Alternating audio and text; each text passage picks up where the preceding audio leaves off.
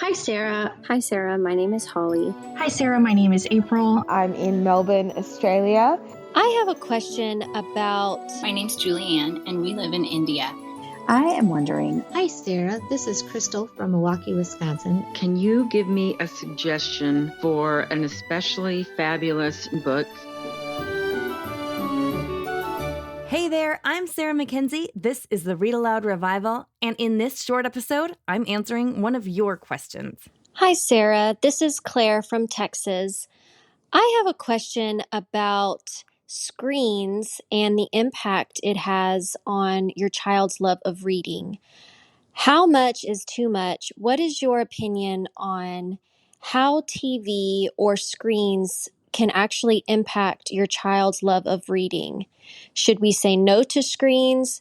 How can you balance this and keep your child still loving reading? Thank you so much, Sarah. Hey, Claire, good question. And I think this is something that we're all thinking about to some degree on and off through the years. And we're worried about how much screens our kids are getting. And it's hard for us to balance them. And so we're asking these questions. We know, of course, that screens have a profound, any kind of screen use and technology use has a profound impact on our children's brains. There have been books and books written on this. However, what I wanted to do today is not feed into our worry so much as think strategically about how we can help our kids use technology in a healthy way without letting it take over their life. Because I know that after my kids leave my home, they're not going to have a no screen kind of life. So I would like to, as they're growing, slowly be giving them the skills that they need to be able to use technology without letting it take over their lives. So one thing that I think is helpful to think about here is something Dr. Daniel Willingham said in his books, Raising Kids Who Read. Actually, I can't remember if he said this in his book or if he said it on the podcast episode he was on with me for, and I can't remember which number of episode that was. So we'll put it in the show notes if you want to listen to Dr. Daniel Willingham. He is a PhD who's done some research on raising kids who turn out to be readers, and he's got a great book. But something he said really stuck with me, and that was that if he was to set out a bowl of watermelon or a plate of watermelon after dinner, his kids would enjoy that as a delicious dessert. You know, they like watermelon, they would enjoy it.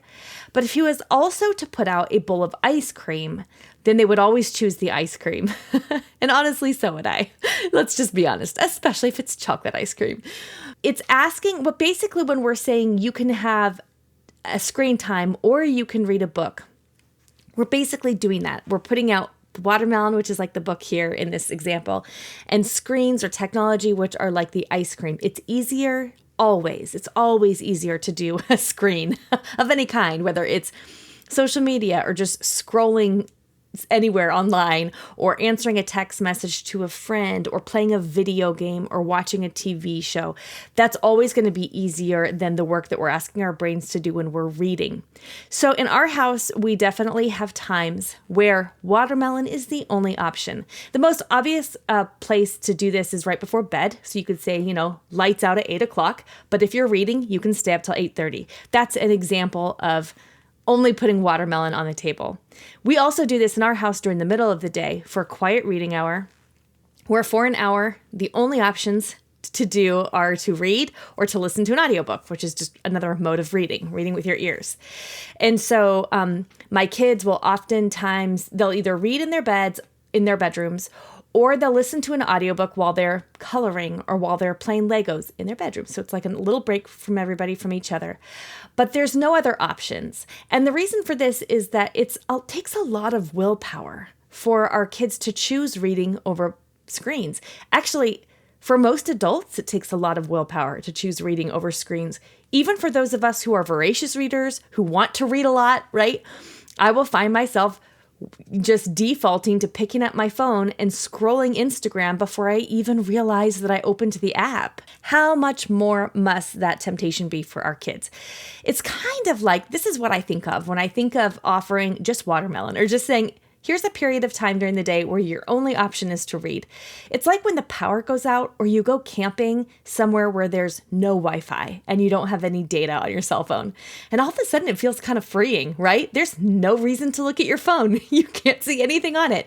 When we do this for our kids, we're sort of making that decision for them And so now they can use their willpower and they can use all of their attention and all of their energy, mental energy, toward reading, toward picking something they want to read and then enjoying it, instead of always having to use up all their energy on choosing books over screens. And in my house, for some of my kids, that just wouldn't happen. They wouldn't choose the book over a screen if the option was there.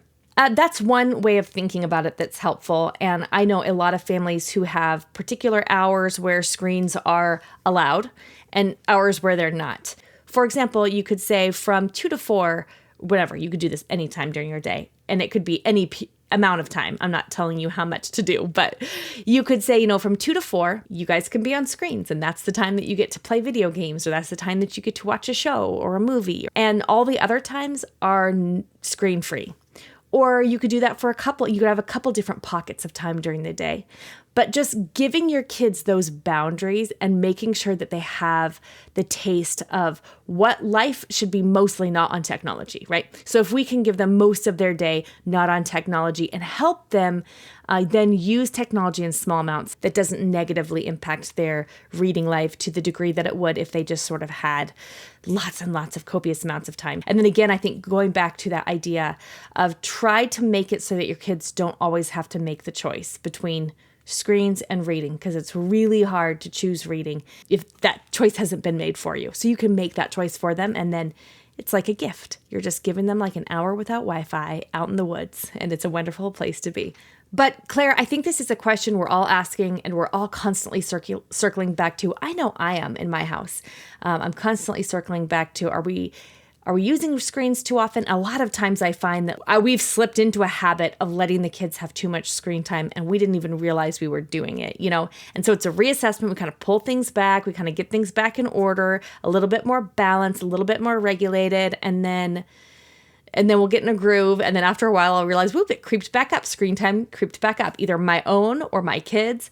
Or everybody's, right? And so this is just part of the ebb and flow, I think, of modern life, and being mindful and asking the question of how can I make sure my kids' reading life is not negatively impacted by their screen use is just a good question to constantly revisit, not to beat ourselves up about, but just to consider as what can we do next for this next month in order to help our kids read this month. That could be a really good way of thinking about it. Like, we're coming up onto October. So this October, what can I do to help my kids enjoy reading more and have a little bit less screen time? And then in November, we can reassess that. And it might look a little different because we have different things going on, but just sort of reassessing it and getting things back into alignment with our family's values is always a good practice. Thanks so much for your question, Claire.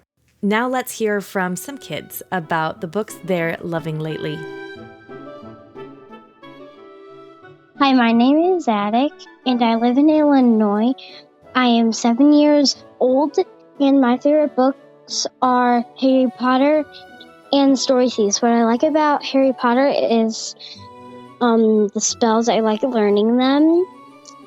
And what I like about Story Thieves is and Bethany has the power to jump into books.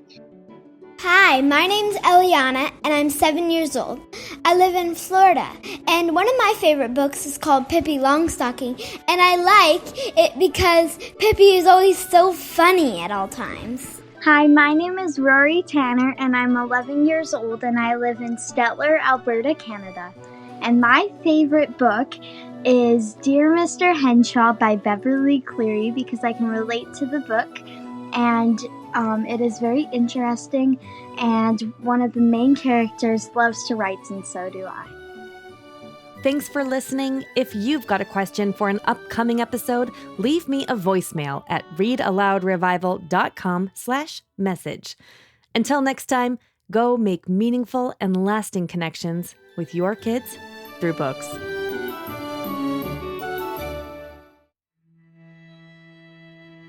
So many of us feel overwhelmed in our homeschool. There's a lot to do, and it feels like every child needs something a little different. The good news is, you are the best person on the planet to help your kids learn and grow, and home is the best place to fall in love with books. I'm Sarah Mackenzie. I'm a homeschooling mother of 6, the author of Teaching from Rest and the Read-Aloud family, and I'm the host here on the Read-Aloud Revival podcast. This podcast has been downloaded over 8 million times. And I think it's because so many of us want the same things. We want our kids to be readers, to love reading. We want our homes to be warm and happy havens of learning and connection. We know that raising our kids is the most important work of our lives. That's kind of overwhelming, right? You are not alone. In Read-Aloud Revival Premium, we offer family book clubs, a vibrant community, and Circle with Sarah, coaching for you, the homeschooling mom, so you can teach from rest, homeschool with confidence, and raise kids who love to read. Our family book clubs are a game changer for your kids' relationship with books. We provide you with a family book club guide and an opportunity for your kids to meet the author or illustrator live on screen. So all you have to do is get the book, read it with your kids, and make those meaningful and lasting connections. They work for all ages, from your youngest kids to your teens. Every month, our community also gathers online for a Circle with Sarah to get ideas and encouragement around creating the homeschooling life you crave. They're the most effective way I know to teach from rest and build a homeschool life you love.